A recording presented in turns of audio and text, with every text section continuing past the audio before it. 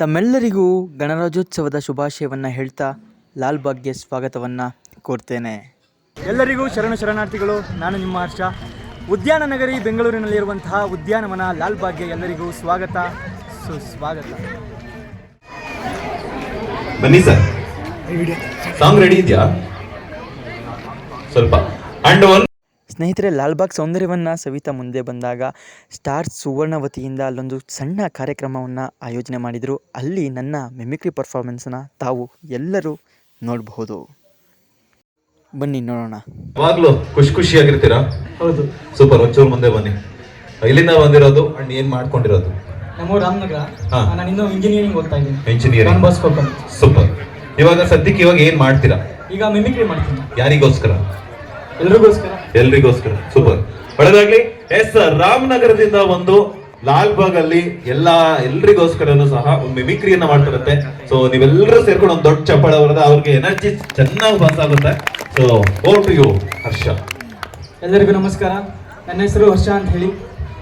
ಪ್ರಪ್ರಥಮವಾಗಿ ಎಲ್ಲರಿಗೂ 75ನೇ ಗಣರಾಜ್ಯೋತ್ಸವದ ಶುಭಾಶಯವನ್ನು ತಿಳಿಸ್ತಾ ನನ್ನ ಮಿಮಿಕ್ರಿಯನ್ನ ಪ್ರಾರಂಭ ಮಾಡ್ತೀನಿ.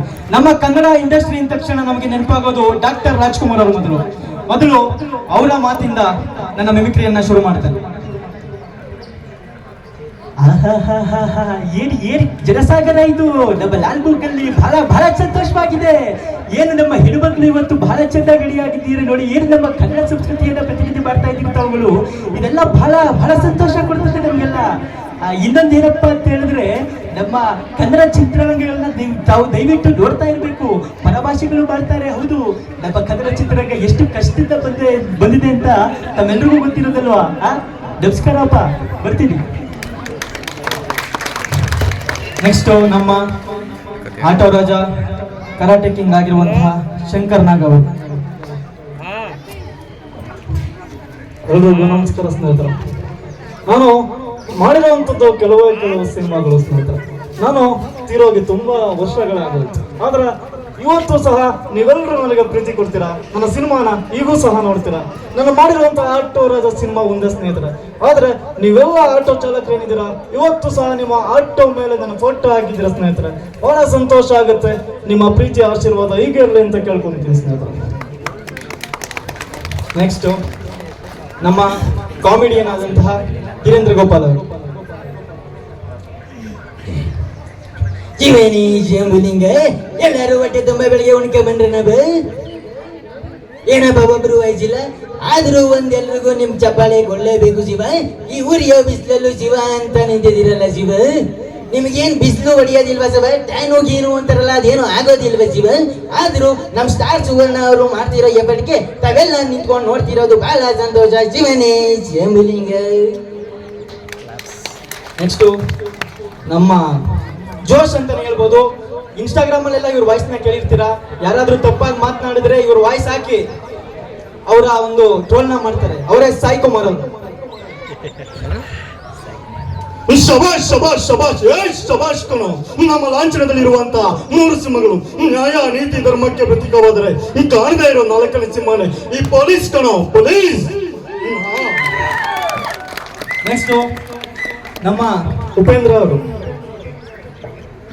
I like it Kanta, I like it. ನೋಡಿ, ಇವತ್ತು ಬ್ಯೂಟಿಫುಲ್ ಎನರ್ಜಿಗಳು ಗರ್ಲ್ಸ್ಗಳು ಬಂದಿದ್ದೀರಾ, ಹಾಗೆ ಹ್ಯಾಂಡ್ಸಮ್ ಆಗಿರೋ ಬಾಯ್ಸ್ಗಳು ಬಂದಿದ್ದೀರಾ. ಆದ್ರೂ ನಮ್ಮ ಲೇಡೀಸ್ ಫಸ್ಟ್ ಎಲ್ಲೆಲ್ಲೋ ನೋಡಿ, ಇಲ್ಲೂ ಸಹ ಹಿಂದೆ ಜೆಂಟ್ಸ್ನ ಹಾಕಿ ಮುಂದೆ ಲೇಡೀಸ್ ನಿಂತವ್ರೆ. ಅದು ನಮ್ಮ ಕರ್ನಾಟಕದಲ್ಲಿ ಕೊಟ್ಟಿರುವಂತ I like it Kanta, I like it. Thank you so much. Thank you. Lovely Harsha. ನಿಮ್ಮೆಲ್ಲರಿಗೂ ಕೈ ಇದೆ ತಾನೆ? ಚಪ್ಪಾಳೆ ಹೊಡಿಬೇಕಪ್ಪ. ಚಪ್ಪಾಳೆ ಹೊಡೆದ್ರೆ ನಮಗೂ ಎನರ್ಜಿ ಪಾಸ್ ಆಗುತ್ತೆ, ಹಾಗೆ ನಿಮ್ಮ ಆರೋಗ್ಯಕ್ಕೂ ಸಹ ತುಂಬಾ ಒಳ್ಳೇದು ಅಂತ ಹೇಳ್ತಾ ಥ್ಯಾಂಕ್ ಯು ಹರ್ಷ. ಒಳ್ಳೇದಾಗ್ಲಿ. All the best. ಹಾಗೆ ನನ್ನ ಹರ್ಷಾಸ್ ಕ್ರಿಯೇಟಿವ್ ವರ್ಲ್ಡ್ ಅಂತ ಒಂದು ಯೂಟ್ಯೂಬ್ ಚಾನಲ್ ಇದೆ, ಹರ್ಷಾಸ್ ಕ್ರಿಯೇಟಿವ್ ವರ್ಲ್ಡ್ ಅಂತ. ಸೊ ಪ್ಲೀಸ್ ಸಬ್ಸ್ಕ್ರೈಬ್ ಮಾಡಿ, ಸಪೋರ್ಟ್ ಮಾಡಿ ಅಂತ ಕೇಳ್ಕೊತೀನಿ. ಹಾಗೆ ಸ್ಟಾರ್ ಸುವರ್ಣ ಯೂಟ್ಯೂಬ್ ಚಾನಲ್ ಕೂಡ ಇದೆ, ಅವ್ರಿಗೂ ಕೂಡ ಸಬ್ಸ್ಕ್ರೈಬ್ ಮಾಡಿ, ಸಪೋರ್ಟ್ ಮಾಡಿ. Thank you. ಒಳ್ಳೇದಾಗ್ಲಿ. All the best. Okay, next ಸ್ನೇಹಿತರೆ, ತಮ್ಮೆಲ್ಲರಿಗೂ ಗೊತ್ತಿರೋ ಹಾಗೆ 1760ರಲ್ಲಿ ಲಾಲ್ಬಾಗು ಸ್ಥಾಪನೆ ಆಗುತ್ತೆ. ಸ್ಥಾಪನೆ ಮಾಡಿದವರು ಯಾರಪ್ಪ ಅಂತ ಹೇಳಿದ್ರೆ ಹೈದರಾಲಿಯ ಕಾಲದಲ್ಲಿ ಇದು ಪ್ರಾರಂಭ ಆಗುತ್ತೆ. ಟಿಪ್ಪು ಸುಲ್ತಾನ್ನ ಕಾಲದಲ್ಲಿ ಇದು ಸಂಪೂರ್ಣ ಆಗುತ್ತೆ, ಬಟ್ ಅದು ಕಂಪ್ಲೀಟಾಗಿ ಸಂಪೂರ್ಣ ಆಗೋದಿಲ್ಲ. ಈ ಒಂದು ಲಾಲ್ಬಾಗ್ಗೆ ಹಲವಾರು ಜನರ ಕಾಂಟ್ರಿಬ್ಯೂಷನ್ ಇದೆ. ಆ ಹಲವಾರು ಜನಗಳು ಯಾರು ಅಂತ ನೋಡೋಣ. ಆ್ಯಂಡ್ ಇದರ ಇತಿಹಾಸವನ್ನು ತಿಳಿಯೋಣ. ನಮ್ಮೆಲ್ಲರಿಗೂ ಗೊತ್ತಿರೋ ಹಾಗೆ 1799ರಲ್ಲಿ ಫೋರ್ಟ್ ಆಂಗ್ಲೋ ಮೈಸೂರು ವಾರ್ ನಡೆಯುತ್ತೆ. ಆಗ ನಮ್ಮ ಟಿಪ್ಪು ಸುಲ್ತಾನರು ನಿಧನ ಹೊಂದ್ತಾರೆ. ಆಗ ಬ್ರಿಟಿಷರು ಏನು ಯೋಚನೆ ಮಾಡ್ತಾರೆ ಅಂತ ಹೇಳಿದ್ರೆ, ಈ ಒಂದು ಲಾಲ್ಬಾಗ್ ಕೂಡ ಅವರ ಕೈವಶ ಆಗಿರುತ್ತೆ, ಇದನ್ನು ಹಾಗೆ ಮೇಂಟೈನ್ ಮಾಡಬೇಕು ಅಂತ ಯೋಚನೆ ಮಾಡ್ತಾರೆ. ಯಾಕಂತ ಹೇಳಿದ್ರೆ ಹೈದರಾಲಿ ಮತ್ತು ಟಿಪ್ಪು ಸುಲ್ತಾನು ಇದನ್ನು ತಮ್ಮ ಕಣ್ಣುಗಳ ಥರನೇ ಜೋಪಾನ ಮಾಡ್ಕೊಂಡು ಬಂದಿದ್ದರು. ಆಗ ಗವರ್ನರ್ ಜನರಲ್ ಆಗಿದ್ದಂತಹ ರಿಚಾರ್ಡ್ ವೆಲ್ಲೆಸ್ಲಿ ಇಲ್ಲಿಗೆ ಒಬ್ಬ ಬೆಂಜಮಿನ್ ಹೈನ್ ಅನ್ನುವಂತಹ ಬಾಟ್ನಿಸ್ಟ್ನ ಕಳಿಸ್ತಾರೆ. ಅವರು ಈ ಒಂದು ಲಾಲ್ಬಾಗ್ನ ಮೇಂಟೈನ್ ಮಾಡ್ತಾ ಇರ್ತಾರೆ. ಆಗ ಇದ್ದಂತಹ ವಿಸ್ತೀರ್ಣ ಬಂದು 40 ಎಕರೆಗಳು. ಅದಾದ ನಂತರ ವೆಕ್ಟರ್ ವಾಗ್ ಅನ್ನುವಂತಹ ವ್ಯಕ್ತಿ ಬರ್ತಾನೆ. ಈ ಲಾಲ್ಬಾಗ್ನೇ ತಂದದು ಅಂತ ಅಂದ್ಕೊಂಡು ಇಲ್ಲಿ ಪ್ರೈವೇಟ್ ಪ್ರಾಪರ್ಟಿಯಾಗಿ ಮಾಡ್ಕೊಂಡಿರೋದನ್ನ ಅವನು ಕಬ್ಬು ಮತ್ತು ಕಾಫಿನೆಲ್ಲ ಇಲ್ಲಿ ಬೆಳೆಯಕ್ಕೆ ಸ್ಟಾರ್ಟ್ ಮಾಡ್ತಾನೆ. ಇದು ಎಷ್ಟೋ ಜನರಿಗೆ ಗೊತ್ತಿಲ್ಲದಿರುವಂತಹ ಮಾಹಿತಿ.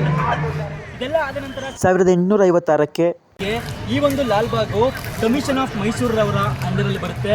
ಆಗ ಅವರು ದ ರಾಯಲ್ ಬಟಾನಿಕಲ್ ಗಾರ್ಡನ್ ಥರನೇ ಈ ಒಂದು ಲಾಲ್ಬಾಗ್ನ ಮೇಂಟೈನ್ ಮಾಡಬೇಕು ಅಂತ ಅಲ್ಲಿಂದಾನೇ ಒಬ್ಬ ಬಟನಿಸ್ಟ್ನ ಅಥವಾ ಬಾಟ್ನಿಸ್ಟ್ನ ಕರೆಸ್ತಾರೆ.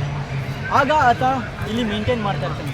ಅದಾದ 18 ವರ್ಷಕ್ಕೆ ಅಂದರೆ 1874ರಲ್ಲಿ ಈ ಒಂದು ಲಾಲ್ಬಾಗ್ಗೆ ಇನ್ನೊಬ್ಬ ವ್ಯಕ್ತಿಯ ಆಗಮನ ಆಗುತ್ತೆ. ಆತನೇ ಜಾನ್ ಕ್ಯಾಮರಾನ್. ಜಾನ್ ಕ್ಯಾಮರಾನ್ನ ಪಾತ್ರ ತುಂಬ ದೊಡ್ಡದು ಅಂತಲೇ ಹೇಳ್ಬೋದು. ಯಾಕಂತ ಹೇಳಿದ್ರೆ 40 ಎಕರೆ ಇದ್ದಂತಹ ಈ ಒಂದು ಲಾಲ್ಬಾಗ್ನ 100 ಎಕರೆಗೆ ವಿಸ್ತಾರ ಮಾಡ್ತಾನೆ. ಆ ಒಂದು 100 ಎಕರೆಯಲ್ಲಿ ದೇಶ ವಿದೇಶಗಳಿಂದೆಲ್ಲ ಗಿಡಗಳನ್ನು ತರಿಸ್ತಾನೆ. ಆ ಒಂದು ವಿದೇಶಗಳಿಂದ ತರಿಸಿದಂತಹ ಗಿಡಗಳನ್ನ ಇಲ್ಲಿ ಪ್ಲಾಂಟೇಶನ್ ಮಾಡಬೇಕು ಅಂತ ಪ್ಲ್ಯಾನ್ ಮಾಡ್ತಾನೆ. ಆದರೆ ಒಂದು ತೊಂದರೆ ಇರುತ್ತೆ. ಯಾಕಂತ ಹೇಳಿದ್ರೆ ಅಲ್ಲಿಯ ವಾತಾವರಣ ಬೇರೆ, ಇಲ್ಲಿಯ ವಾತಾವರಣ ಬೇರೆ. ಎರಡೂ ವಾತಾವರಣ ಮ್ಯಾಚಪ್ ಆಗೋದಕ್ಕೆ ಸ್ವಲ್ಪ ಟೈಮ್ ಹಿಡಿಯುತ್ತೆ. ಅದಕ್ಕೋಸ್ಕರ ನಿರ್ಮಾಣವಾಗಿದ್ದೇ ಈ ಗ್ಲಾಸ್ ಹೌಸ್. ಆದರೆ ಈಗ ಲಾಲ್ಬಾಗ್ 240 ಎಕರೆಯಲ್ಲಿ ತಲೆ ಎತ್ತು ನಿಂತಿದೆ. ಈಗ ನೀವು ನೋಡ್ತಿರೋದೇ ಗ್ಲಾಸ್ ಹೌಸ್. ಗ್ಲಾಸ್ ಹೌಸ್ನ ಒಳಗಡೆ ಹೋಗೋದಕ್ಕಿಂತ ಮುಂಚೆ ಆನೆಗಳು ಸ್ವಾಗತವನ್ನು ಕೋರ್ತಿದ್ದಾವೆ. ಲಾಲ್ಬಾಗ್ನಲ್ಲಿ ವಚನಕಾರರಾದಂತಹ ಬಸವಣ್ಣನವರ ಪ್ರತಿಮೆಯನ್ನು ತಾವೀಗ ಕಣ್ತುಂಬಿಸಿಕೊಳ್ಳುತ್ತಿದ್ದೀರಿ.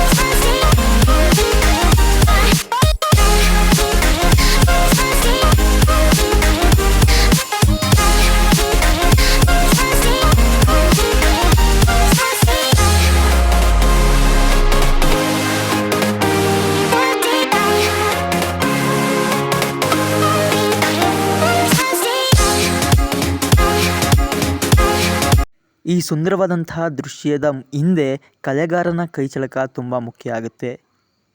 ಕಾಯಕವೇ ಕೈಲಾಸ ಎಂದು ಸಾರಿದ ಬಸವಣ್ಣನವರು. ಇಲ್ಲಿ ಕೇವಲ ಬಸವಣ್ಣನವರು ಮಾತ್ರವಲ್ಲ, ಹಲವಾರು ವಚನಗಾರರು, ವಚನಗಾರ್ತಿಯರ ಪ್ರತಿಮೆಯನ್ನು ಇಲ್ಲಿ ಈ ಒಂದು ಗ್ಲಾಸ್ ಹೌಸ್ನಲ್ಲಿ ಇಟ್ಟಿದ್ದಾರೆ. ಈ ಸುಂದರವಾದಂತಹ ದೃಶ್ಯವನ್ನು ಕಣ್ತುಂಬಿಸಿಕೊಳ್ಳಲು ಜನಸಮೂಹ ಸಾಗರವೇ ಹರಿದು ಬರುತ್ತಿದೆ.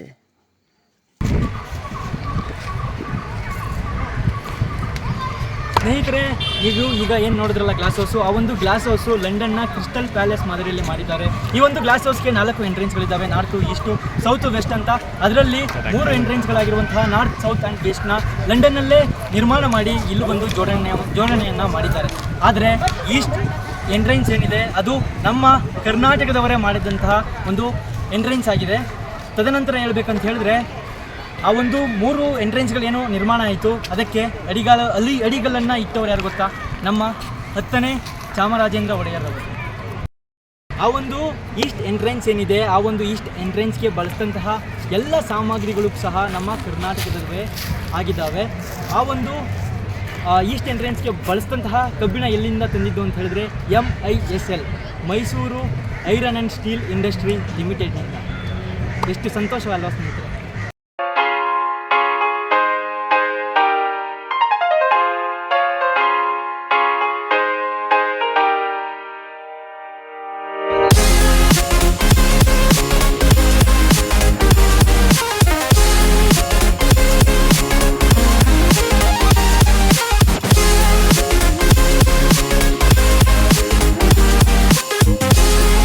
ನನ್ನ ಸ್ನೇಹಿತರೊಡನೆ ಲಾಲ್ಬಾಗ್ಗೆ ಬಂದು ಬಹಳ ಸಂತೋಷವಾಯಿತು ಸ್ನೇಹಿತರೆ. ಈ ವಿಡಿಯೋವನ್ನು ನೋಡಿದ್ದಕ್ಕೆ ಧನ್ಯವಾದಗಳು.